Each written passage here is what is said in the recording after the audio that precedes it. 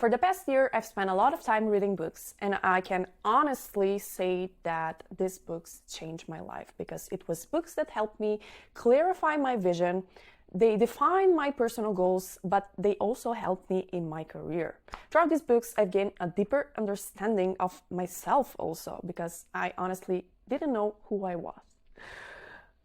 The perspective I gained in just 1 year has been incredible. Today, I wanted to share what I've learned, hoping that these insights will improve your life too.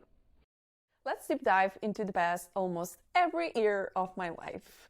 My unbalanced, chaotic lifestyle left me in great distress. It was literally a rupture of my inner core.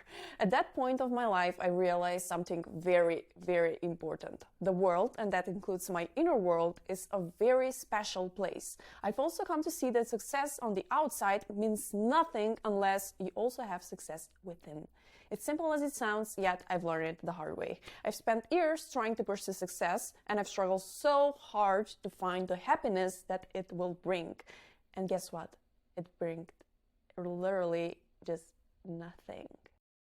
I've brainwashed myself into thinking that if I get good grades and go to a college and find a good job in a prestigious company, and if I climb the corporate ladder, I will be successful. Mainstream, I know. And I had made it about to step 3 when I found that I didn't like it. I found a really good job with a great salary where I was like, I think that this is fine because this is my life plan and it has to be fine. And if I just keep going, it will be fine. But inside, I was really burning, like really, truly, every cell of my body hated it. And I know that this sounds so dramatic, but those of you that get it will just get it. And I think that came from lack of control over my life. I had no control over the type of work that I was working on, how I spend my day, or will I get a promotion, etc. Like for real. Do I really want to give that control to somebody else? Do I really want to wait for somebody else to give me that promotion so I can be successful and be happy and satisfied? Of course not. I didn't like the idea that I will give all of the control to somebody else. That just didn't make sense to me.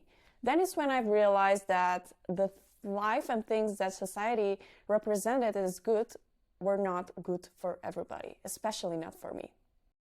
I've struggled so hard to break that cycle that I was in, to finally be able to trust myself and accept what I wanted and how I wanted to shape my life.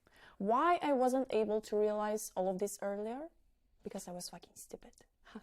No, seriously, there's no right time to do something for yourself. Everybody has a different life trajectory, and many of the things that happened to you shaped your life the way it is now. But the truth is, nobody is coming to save you. So instead of just reacting to things, take responsibility and do what you want. So that is when I decided to take my life into my own hands. Before I was able to realize what I actually wanted to do, I had to really work on my mental health. Because how will you do something good if you don't feel good?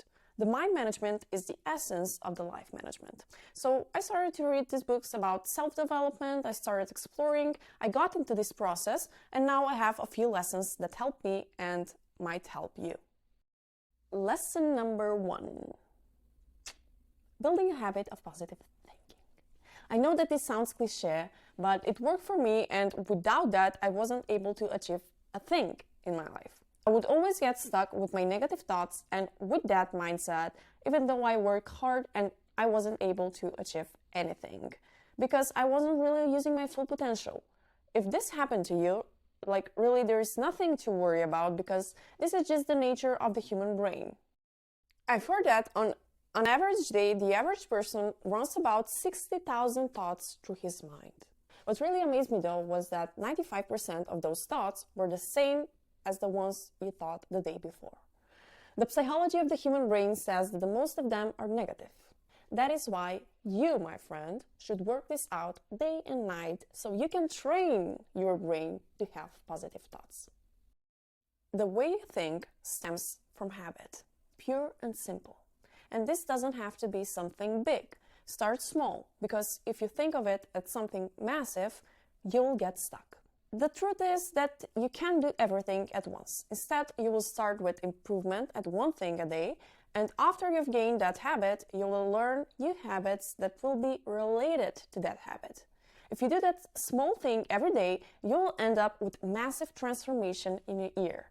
This idea of getting 1% better each day felt doable, and it actually worked for me. Take responsibility and create clarity in your life. One of the hardest truths I had to face was that nobody was coming to save me.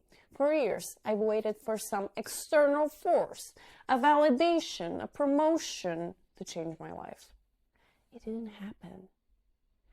Life doesn't change unless you take control of it. Taking responsibility doesn't mean blaming yourself for everything. It means knowing where you stand, reflecting on how you got there, and understanding that you have the power to shape your next steps. I stopped pointing fingers at the system or my circumstances, and I started focusing on what I could do to change things. But responsibility without clarity leads to frustration. That is why creating clarity became my next step.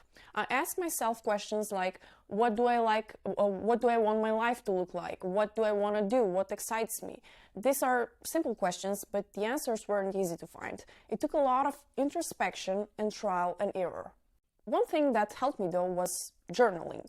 Writing things down made my thoughts tangible and less overwhelming. I started mapping my priorities, I set clear intentions, and most importantly, giving myself permission to pursue what mattered to me. When you take responsibility and get clear about what you want, stop waiting life to happen to you. Instead, you start shaping it on your own terms. This isn't easy, but you can make it. Another concept I encountered, and it's one of my favorites, was from the book The Dip by Seth Godin. This book introduced me to the idea that everything worth doing has a dip. A point where things get tough, progress feels slow, and you start questioning whether it's worth it to keep going. Whether you're starting a business, a new job, a new hobby, you're super hyped in the beginning because you're getting some results just because you're just getting started, and then you hit this phase, the dip, where you start questioning yourself, is this worth it? Because you're not seeing results yet. Should I keep doing this? Should I quit? Should I keep going? That's basically the dip.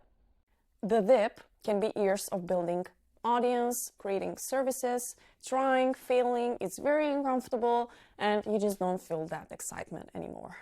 The dip are the years you spend learning before you make it to the breakthrough of, oh, she had an overnight success, which we both know it's not the case. One of the common mistakes people make is not sticking to the right thing for long enough. Number 2, sticking to the wrong dip. And number 3, trying to do everything. Remember, the dip is not your enemy. The dip is not a sign that you're failing. Actually, the dip is your BFF. Have you ever asked yourself why you don't see any results yet? It's because you're not ready yet. You don't have the skill set yet. You're in the dip and you're still learning. Why don't see the dip as your enemy? Why not stick long enough? To be honest, sometimes it feels like you're not doing anything, like there's not even 1% improvement, but 0.00.1%, and nobody notices anything, but I'm like, no, but I notice. I know that I'm learning, and even that can count, because if I keep doing this, I'm sure that I'm going to be in a very different place in 1 year. It is also very important to know that not all dips are worth pushing through. Some things aren't worth the struggle, and that's okay. Quitting strategically on things that don't align with your goals can free up energy for the things that truly matter. The key is to differentiate between quitting because it's hard and quitting because it's not worth it. The power of self-compassion and embracing imperfections. If there's one thing that I've learned through all of this, is that being hard on yourself doesn't make you stronger. It makes you stuck. For the longest period of time, I thought that self-criticism was a motivator. I beat myself up for every mistake, every perceived failure, thinking it would push me to do better.